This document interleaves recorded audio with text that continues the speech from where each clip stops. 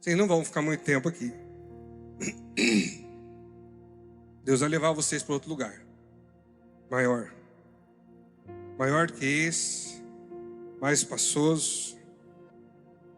Mais evidente. Deus vai preparar todas as coisas para vocês. Hoje é dia 29, né, pastor? Marca esse dia aí. O irmão está gravando ali. Deus vai levar vocês para outros lugares.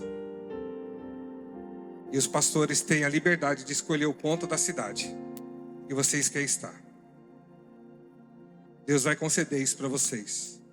Porque vocês não estão orando de hoje. Vocês estão orando por mudança, né?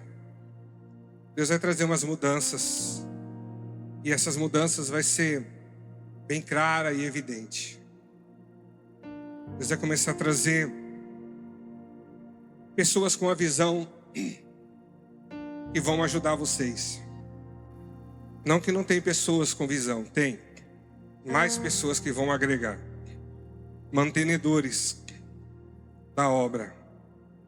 Pessoas que vão trazer um sentido para a oração de vocês. Eu estava orando em casa esses dias. Nós estamos nos preparando, né? Um período longo de jejum. Eu havia terminado um período longo de jejum. Eu falei para a pastora Beth: irmãos, você não tem noção aonde você pode chegar. Você não tem noção o que você pode fazer na presença de Deus. E quando você determina algo no seu coração, e você dá iniciativa naquele algo que você determinou, é como num projeto no mundo secular. Você começa aos pouquinhos, de repente alguém começa vendendo salgado, e ele começa a projetar algo para o futuro tão grande, tão maior do que aquilo que ele está vivendo ou vivenciando. E com o passar de pouco tempo, ele já está com uma lanchonete, ele já está com uma franquia. Isso no secular. No mundo espiritual não é diferente. Só que para a gente desenvolver esse crescimento no mundo espiritual, eu preciso todos os dias avançar. Não pode haver desculpa ou barreiras que venham me impedir a chegar aonde eu quero chegar. Não pode haver dificuldade a ser enfrentada. Teve dia de nós levantarmos para ir orar na igreja, 5:30 da manhã, até às 7. E nós chegávamos a levantar cansados, porque já estávamos cansados do dia anterior, mas havia um propósito no nosso coração. E o propósito era atingir aquela meta.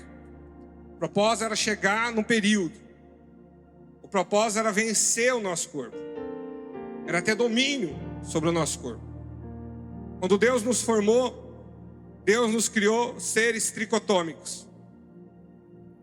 Quando a gente aprendemos sobre corpo, alma e espírito, e Deus iniciou espírito, alma e o corpo. Para cada situação, Deus estipulou uma meta e um tipo de força e de determinação. Já já eu começo a falar daquilo que Deus colocou no meu coração. E muitas vezes nós colocamos barreiras. Na primeira dificuldade que nós enfrentamos, nós paramos e colocamos ali um impedimento. Se você ler a Bíblia de Gênesis e Apocalipse, você vai ver que todos os homens e mulheres que Deus chamou, eles enfrentaram grandes impedimentos. Grandes barreiras estavam à frente deles. Abraão precisava enfrentar uma barreira de sair do meio da parentela dele. Imagina você rodeado da sua família, dos seus familiares, que pode socorrer a qualquer momento que você precisar ou necessitar, mas vem uma voz que você nunca viu, nunca ouviu, e fala para você: eu tenho algo maior para você, Eu tenho algo gigantesco para você. Mas para isso acontecer, você precisa sair. Eu preciso cuidar de você. Você precisa sair do teu conforto. Você precisa sair da sua zona de conforto. Você precisa avançar. E esse avançar, eu preciso estar eu e você. Não pode ter alguém que vai te socorrer no momento da angústia.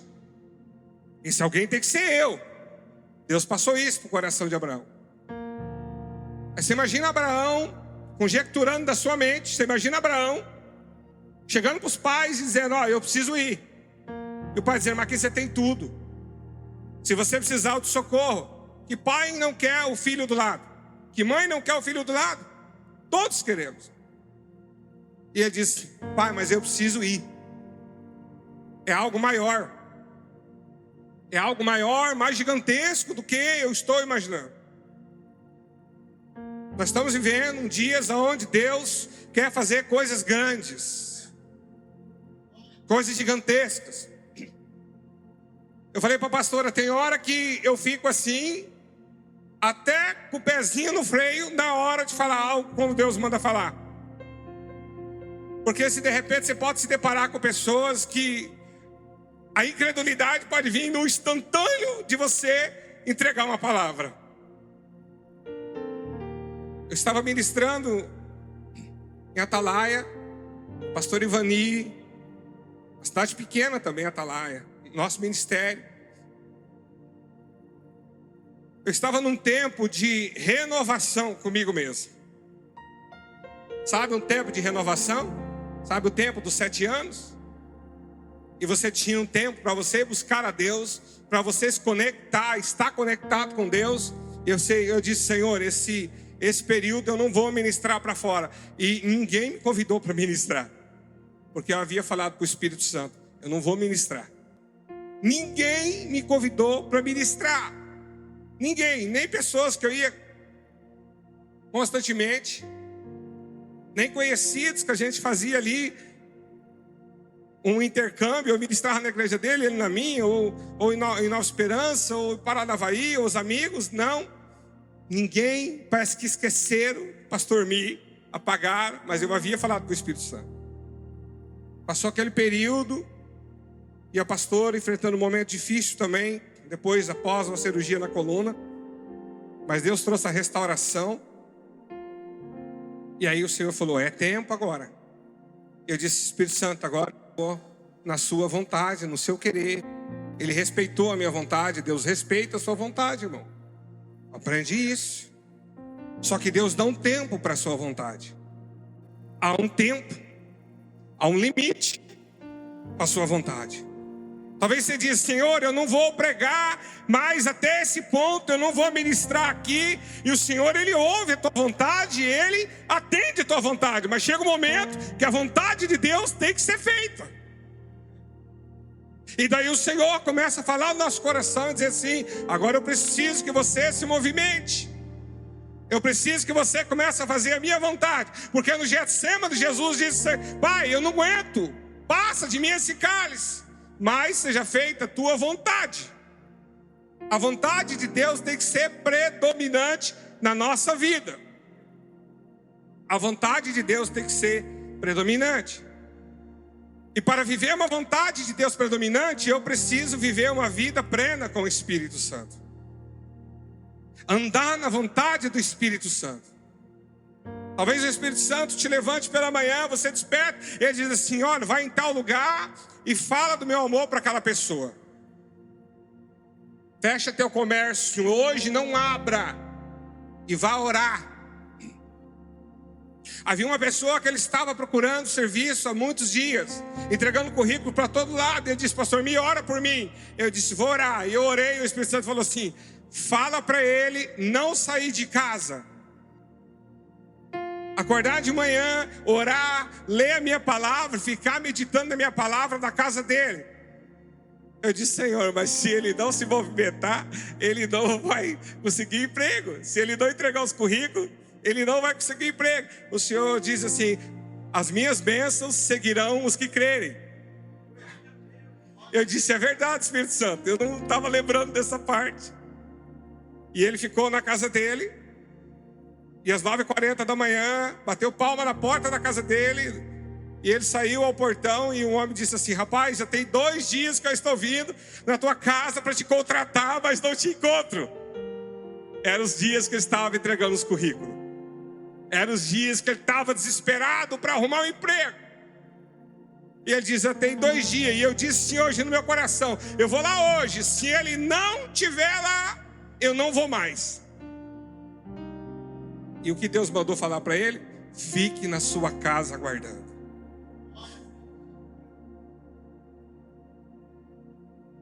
O tempo de você aguardar, irmão, cessou. O tempo de você esperar cessou. Deus quer te movimentar. Deus quer movimentar você dentro da sua família. Deus quer movimentar você nessa cidade. Deus quer movimentar você no teu trabalho. O Espírito de Deus precisa te movimentar. Porque o Espírito Santo, ele é movimento o tempo todo. Ele se move.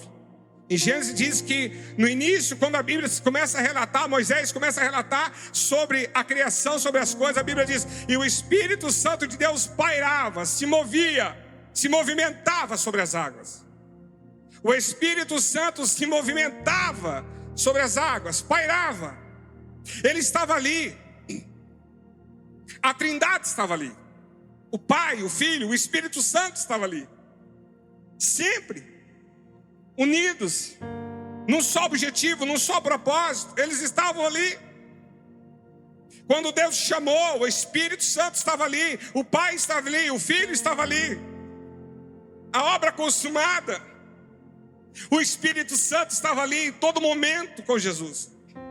Ele se aposta de Jesus quando ele é batizado por João Batista. Ele vem sobre Jesus. No Velho Testamento você vê a movimentação do Espírito Santo, mas você não vê como nós vemos e vivemos e vivenciamos nos dias de hoje. No Velho Testamento você vê o Espírito Santo se apossando de pessoas, como ele se apossou de Sansão, como ele se apossou de Davi, como ele se apossou de outros homens, profetas.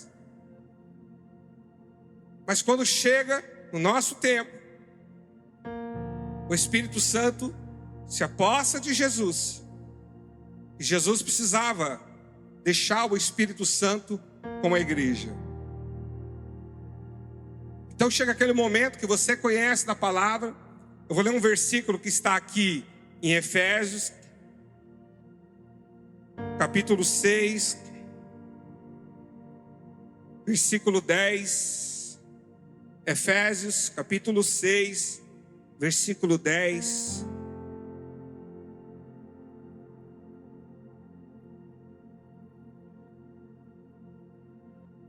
Efésios 6, 10.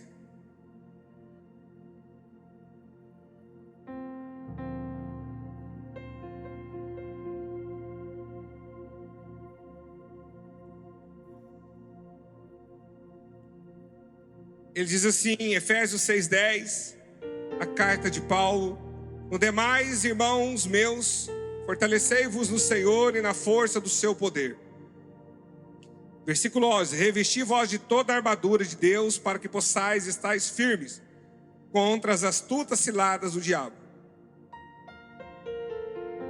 Olha o que ele diz no versículo 10: no demais, irmãos meus, fortalecei-vos no Senhor e na força do seu poder. Não tem como se fortalecer em outro lugar. Não tem como a pessoa se fortalecer o espírito dele em outro lugar. Há um tempo atrás a gente estava aconselhando um casal, e eu disse para o casal assim: tem coisas que acontecem no casamento que mexe muito com o casal. E uma delas é a vida financeira. A vida financeira, ela é responsável, eu acho que é 68%, se não me falha a memória, das separações entre os casais. Ela cria atrito.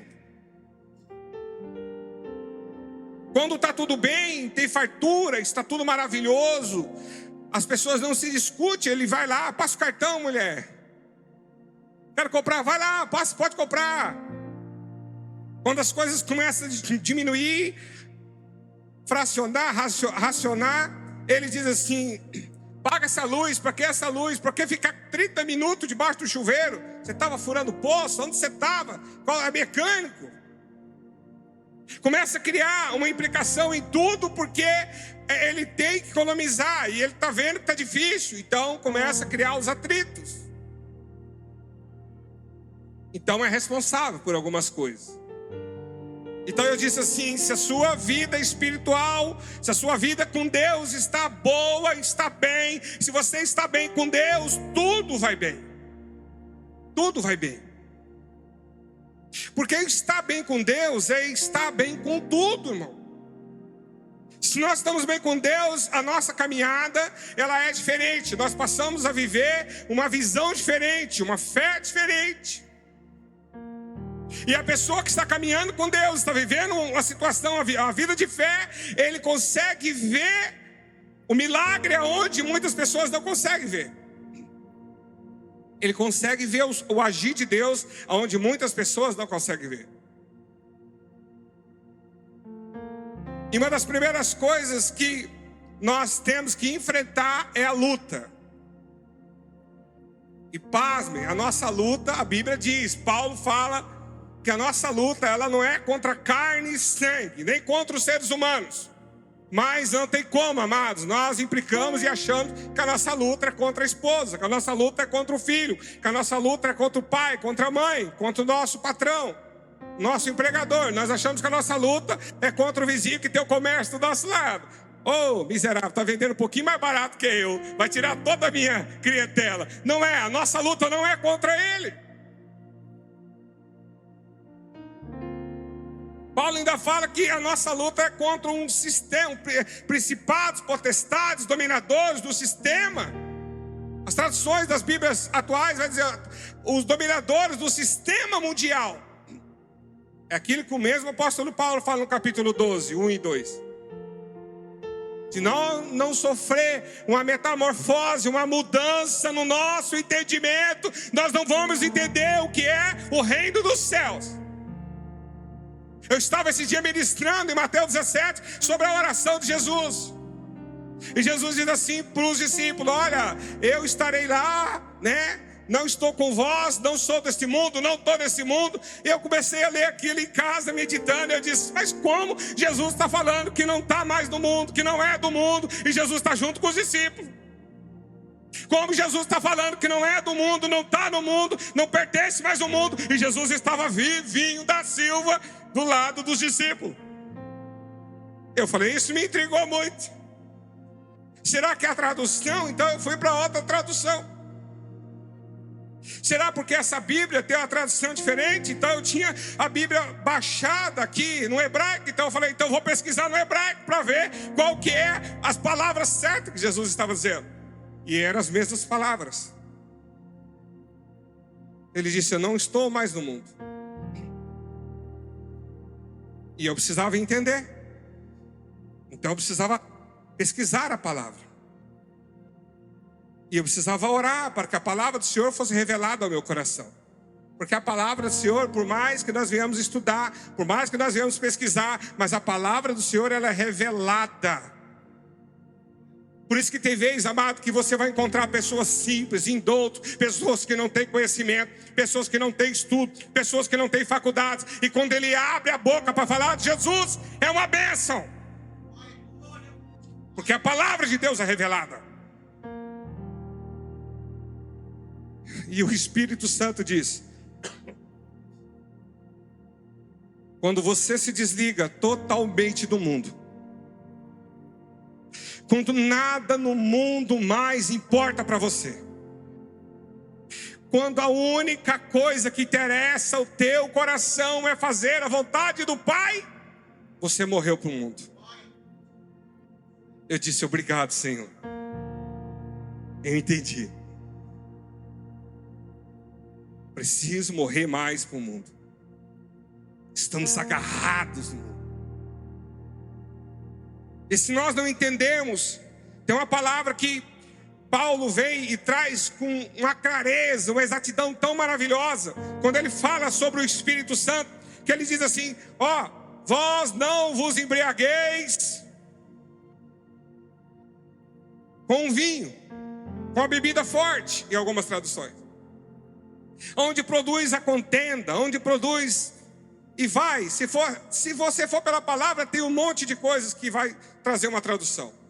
Mas ele diz, mas vos embriagueis no Espírito Santo de Deus.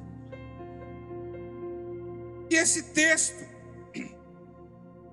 muito usado, com muitas pessoas que querem criar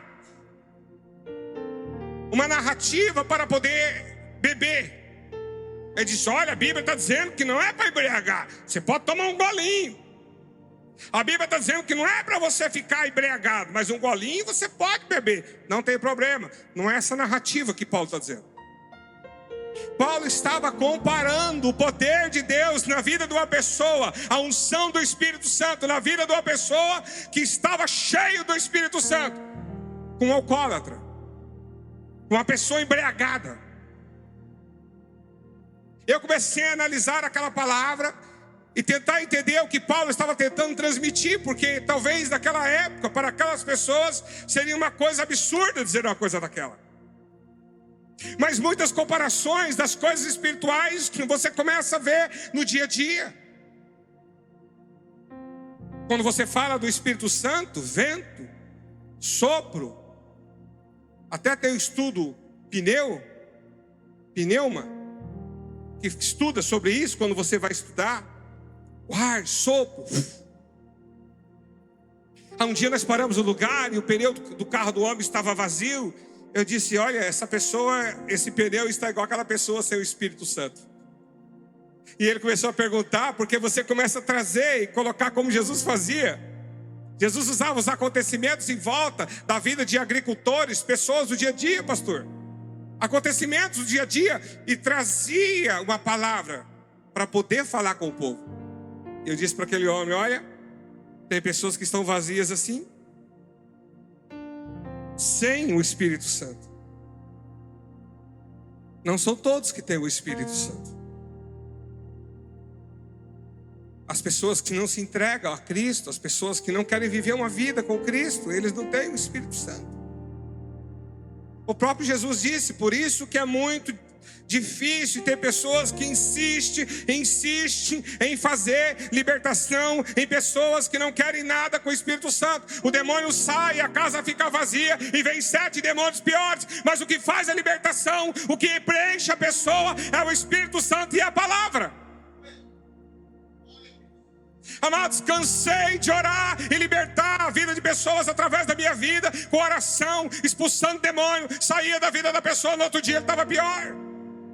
E eu ficava revoltado com aquilo. Eu achava que aquilo, simplesmente, aquele ato de libertação, de expulsar o demônio, seria a base fundamental para libertar a pessoa. Mas não, o que liberta é a palavra. A palavra que liberta, a palavra restaura, a palavra cura, a palavra edifica, a palavra transforma. Se não for a palavra de Deus, não tem transformação. Não tem. Então você vai ver diversas pessoas ao seu lado, na igreja, no culto, em outro ministério que você for visitar, em algum lugar, num círculo de oração, numa roda de oração, na casa de alguém, você começa a orar. E eu comecei a prestar atenção dali para frente dos acontecimentos. E algumas pessoas começavam a orar do lado, um pastor, um irmão, um evangelista, alguém orando, outra pessoa orando, um irmão da igreja orando, e o outro começava assim com a perna. E eu falava, mas o que está acontecendo?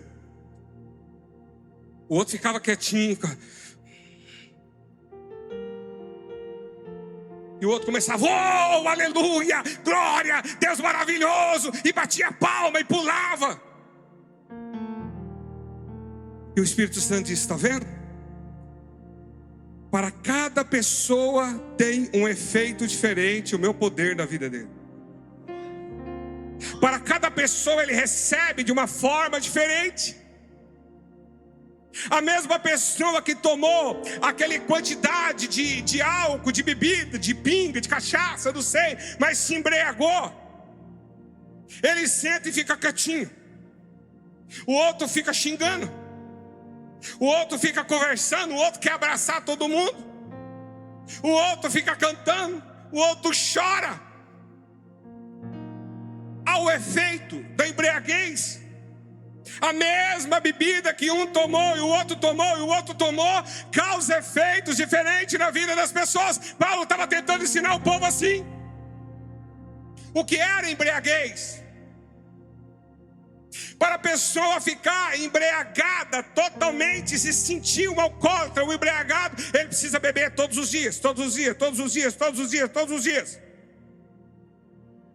Muito chega de manhã e diz assim: põe mais uma aí, porque eu estou tremendo. Quando ele toma, ele para de tremer. Porque o corpo dele, a mente dele está dizendo assim: toma que você vai parar de tremer. Você está entrando no período dos 3 dias e você não pode ficar sem beber, senão teu corpo vai começar a rejeitar. Então, se mantenha embriagado. Para se manter embriagado do poder do Espírito Santo, eu preciso estar todos os dias conectado com o Espírito Santo, todos os dias em oração, todos os dias na leitura da palavra, todos os dias conectado com o Espírito Santo. Eu preciso me manter embriagado do poder do Espírito Santo. Então tenho que estar todos os dias, ligado, cheio, todos os dias. Todos os dias. Não é uma coisa que eu faço hoje e vou fazer semana que vem. Não tem como.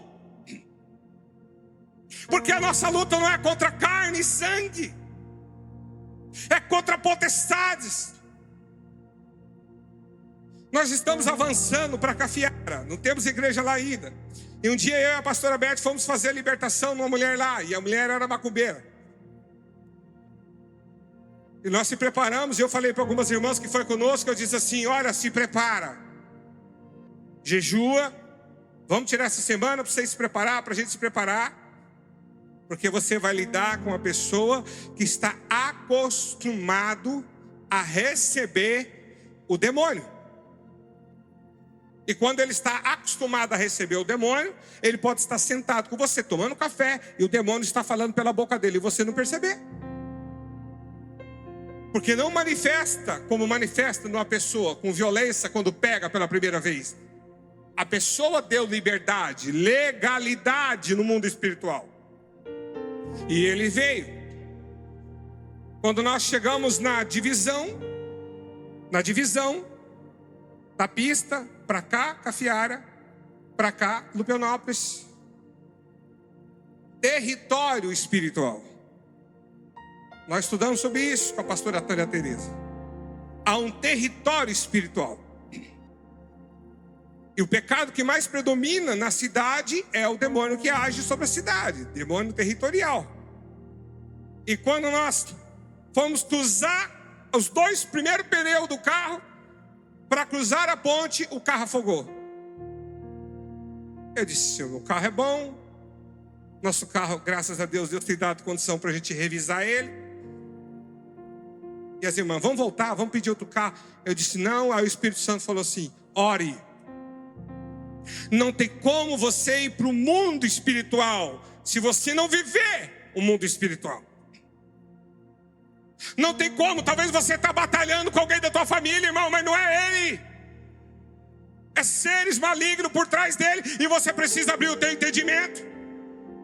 O filho que te responde, o filho que não quer vir para a igreja, o filho que está perdido de repente na droga, o filho que está na bebida, o esposo que está na bebida, o filho que está perdido na prostituição. Não é ele. Você precisa orar, você precisa entender a palavra, que é joelho no chão, é os pés dentro da igreja, é diante do Senhor. Você precisa entender isso.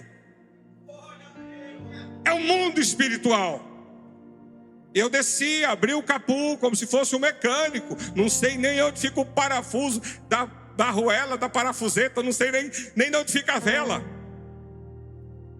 Abri o capô, olhei.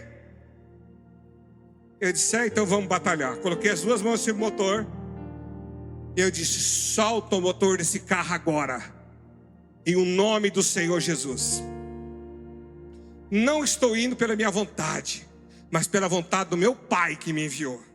E a obra vai ser feita em o nome do Senhor Jesus. Fechei o capô, dei partida, o carro pegou. Seguimos viagem. Depois foi só cadeira que voou, o banco que caiu dentro da casa, e foi liberta para a glória do Senhor Jesus. E Deus fez uma grande obra na vida da pessoa. Mas não pense que você lutando com as suas armas, você vai vencer. Você precisa tirar tempo para orar. Você precisa tirar tempo para buscar o Senhor. Você precisa tirar tempo para a palavra. Nós temos tempo para todas as coisas da nossa vida, amados. Lá em Pionópolis, não sei como é aqui a agenda do pastor, dos cultos da igreja. Mas lá no Pionópolis nós temos 2 cultos. Um é na quarta, o outro é no domingo. E nós estamos voltando a trabalhar com a casa de fé. Se no futuro o pastor, a pastora quiser conhecer mais, a gente passa o material para eles. É algo fantástico, é algo maravilhoso, que trabalha com as famílias, é algo tremendo. Usam um dia da semana e Deus faz uma obra tremenda. Então nós precisávamos usar o quê? Fé. Maturidade cristã, amado. A palavra está sendo pregada, o entendimento está vindo no teu coração, mas a sua frequência na igreja vai trazer mais amadurecimento da palavra. E eu tenho certeza que a palavra aqui é muito bem pregada, porque eu conheço o pastor. Sei do conhecimento dele da palavra. Não é porque estou na frente dele não, irmão. Sei do conhecimento que ele tem da palavra. Aí nós chegamos diante de uma coisa. E eu cheguei à conclusão de outra. E a conclusão é essa palavra: aquilo que te enche é aquilo que te domina. Se a pessoa está cheio da bebida alcoólica, a bebida domina ele. Mas se ele está cheio do Espírito Santo, o Espírito Santo domina ele. Então aquilo que te enche é aquilo que te domina. Então eu preciso me encher do Espírito Santo. Eu preciso pedir mais com o Espírito Santo. Eu preciso chegar no culto e como se fosse o último culto da minha vida. Eu preciso acordar de manhã e orar ao Senhor, tirar um tempo para orar e dizer assim: não, vamos almoçar fora, não tem problema não. Mas esse tempo aqui, não, eu preciso tirar, porque o culto hoje vai ser de puro poder. Nós que a cada dia fazemos o culto, amado, diferente. A nossa busca faz isso. Quando nós chegamos diante de pessoas que perderam a presença do Espírito Santo, foi porque ele permitiu que a vontade da carne dele falasse mais alto. Sansão foi um, Davi foi outro. A vontade da carne dele falou mais alto. Eu preciso me dominar, eu preciso me controlar, eu preciso viver uma vida pela fé. Mas Jesus disse: vigiai e orai. Você vai se deparar com cristãos, amados, que oram muito, mas não conseguem vigiar. Não conseguem vigiar no que fala. Não conseguem vigiar nas palavras. O pastor dá um conselho, sai 200 metros de perto do pastor, o conselho já sumiu. O pastor dá uma direção. Esse dia uma pessoa me pediu uma direção, aí ele disse assim: então, porque eu vou fazer isso e tal. Você vai fazer, então por que você vai pedir o conselho? Por que você vai pedir a direção na palavra? Se você já decidiu no teu coração o que você vai fazer. A maior dificuldade nossa é quando nós decidimos, amados, no nosso coração, aquilo que nós vamos fazer. Depois nós já procuramos um pastor, só para relatar. Isso é duro. Vou finalizar, estou chegando no final. Aí Paulo vem e traz: o que te enche é o que te domina, é o que te controla. Então o que precisa estar dentro de mim tem que ser a presença de Deus em todo o tempo, todo momento. A maior dificuldade na vida de um ser humano é vencer um vício. É a maior dificuldade. Não é fácil. Não é fácil. E quando eu falo vício, só para você entender, só para você, tudo que você come com a mão, vicia. Tudo que você pega com a mão vicia. Tudo. Um pacotinho e tem naquele lugar torresmo, você precisa pegar com a mão. Você não vai ficar com um garfinho espetando um torresmo, põendo na boca. Você pega com a mão. Você come um, você come dois, você come três, você come quatro. Se deixar, você come tudo. Porque a nossa mente, tudo que traz a mão, a nossa mente, ela coloca por repetição e a gente começa a repetir. Nós precisamos criar na nossa vida. Talvez eu possa usar até a palavra errada agora, a palavra hábito. Com Deus. Coisas rotineiras com o Senhor. A pastora citou assim aqui sobre o primeiro homicídio, podemos dizer assim, assassinato. Lá em Gênesis, quando Caim tira a vida de Abel. A gente percebe que na leitura anterior, todos os dias à tarde, o Senhor visitava Adão. Todos os dias à tarde, o Senhor visitava Adão. Você precisa ter um momento com Deus. Aquele momento que é só você e o Senhor. Não sei que hora que você vai fazer isso. Nós temos uma pessoa na nossa igreja, o pastor conhece. Eles compraram a casa, eu pude ajudar nessa transição, na negociação, que eu trabalho como corretor. Eu pude ajudar a eles comprar uma casa num valor bem acessível, uma casa no valor alto, mas no valor bem mais baixo, porque o homem estava indo embora, precisava vender a casa. E a casa tinha um quarto a mais, e eles deixaram esse quarto como quarto de oração. Só entra no quarto se for para orar. Só entra no quarto. Tem uma poltrona do Espírito Santo, um tapete, uma Bíblia, uma cadeira. Só entra para orar. O que o Espírito Santo colocou no meu coração, e eu vou finalizar para você agora. Nós estamos vivendo momentos que Jesus falou em Mateus 24. O amor de muitos se esfriaria. Nós estamos vivendo um momento onde a tecnologia, aquilo que está controlando seus olhos, sua mão, ao viciante, pegar na mão. Trabalhava com um amigo, eu estava fazendo uma obra junto com meu irmão em Sorocaba, no final de ano. Ele fez uma cirurgia e ele tem uma empresa, e eu precisava ir lá ajudar ele. E tinha um rapaz que estava tão fissurado na tecnologia, tão fissurado na tecnologia, que teve uma hora que eu fiz do lado dele assim, ele catou o celular para ver se tinha uma mensagem. Tão fissurado que ele estava.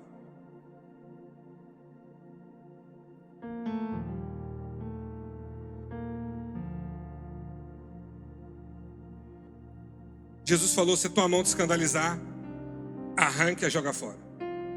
Se os teus olhos te escandalizar, arranque e joga fora. Não precisa arrancar os olhos, não. Não precisa arrancar a sua mão. Só precisa evitar não ficar todo o tempo com coisas que vai ocupar o teu tempo, com coisas que vai dominar a tua mente, com coisas que vai interromper o teu tempo com Deus. Não interrompa o teu tempo com Deus. Pastor, eu quero chegar num lugar. Eu iniciei com essa palavra, eu vou terminar agora. Eu quero chegar num lugar, pastor, onde eu tenho um tempo com Deus. Mas esse tempo com Deus você não vai ganhar 24 horas no trabalho. Esse tempo com Deus você não vai ganhar sem leitura da palavra, ou sem oração, ou sem a sua vida na igreja ouvindo a palavra. Esses dias eu estava ministrando em determinado lugar e Deus falou assim: eu preciso que você fale para 3 pessoas aqui que há uma atmosfera diferente dentro da igreja durante o culto. E eu disse: Deus quer falar com 3 pessoas aqui, e há uma atmosfera diferente dentro da igreja nos momentos de culto que nós não conseguimos ver com os olhos físicos, mas no mundo espiritual está acontecendo. E E as pessoas ficaram me olhando. E o Espírito Santo diz assim: fala para elas agora que essa atmosfera está dentro desse ambiente. Esse poder está dentro desse ambiente, dentro dessas 4 paredes. Porque aonde me invocar, ali eu estarei. E ele disse: agora dê uma ordem para os demônios que estiver no corpo de pessoas agora, se revele agora. E quando eu falei, 4 pessoas se levantou, ficou endemoniada e caiu no chão.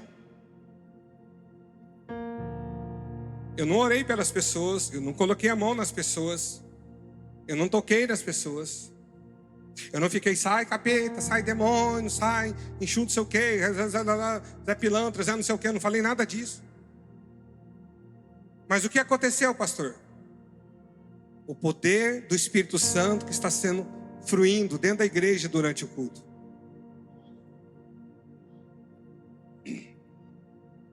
Quando Ananias e Safira, no Atos capítulo 5, mentem para Pedro, Pedro disse: olha, o Espírito Santo está aqui. E o poder dele está de uma forma poderosa aqui dentro. Você não está mentindo para mim. Isso é Novo Testamento. Ainda mais em Atos, que começa a igreja. E ele disse: se prepara. Ananias caiu morto. Aí, pastor, Deus do... Irmãos, Novo Testamento. Aí vem a mulher mais mentirosa ainda. Chega, cadê o meu marido? Cadê o velho? Cadê o namorado? Cadê meu bem? E preso que vendeu a fazenda. Ela insistiu na mentira. Tá vendo aqueles 2 meninos ali na porta ali? É os 2 que acabou de carregar teu marido. E vai carregar você também. Atos dos Apóstolos. O poder flui dentro da igreja. Você está no culto, irmão, você está sendo curado. Você está no culto, você está sendo liberto. Pede um dia, jejua uns 3 dias pelo menos, sem comer e sem beber, e pede para Deus abrir os teus olhos espirituais, que você vai ver o que eu estou te falando. Pede, e você vai ver, Deus vai te mostrar o que acontece dentro da igreja durante o culto, durante o louvor. Você não tem noção. Para nós é um culto comum, para nós é um culto normal, mas no mundo espiritual tem todo o movimento, tem todo algo sobrenatural acontecendo em nossa volta. Cadeias sendo quebradas nas nossas vidas, elos sendo rompidos, maldições sendo quebradas, porque você aceitou a Cristo, coisas hereditárias sendo quebradas em pessoas da nossa família que ainda não aceitaram a Cristo, cadeados sendo quebrados, correntes sendo quebradas, porque você está na presença do Senhor. Eu quero orar por você, se coloque em pé.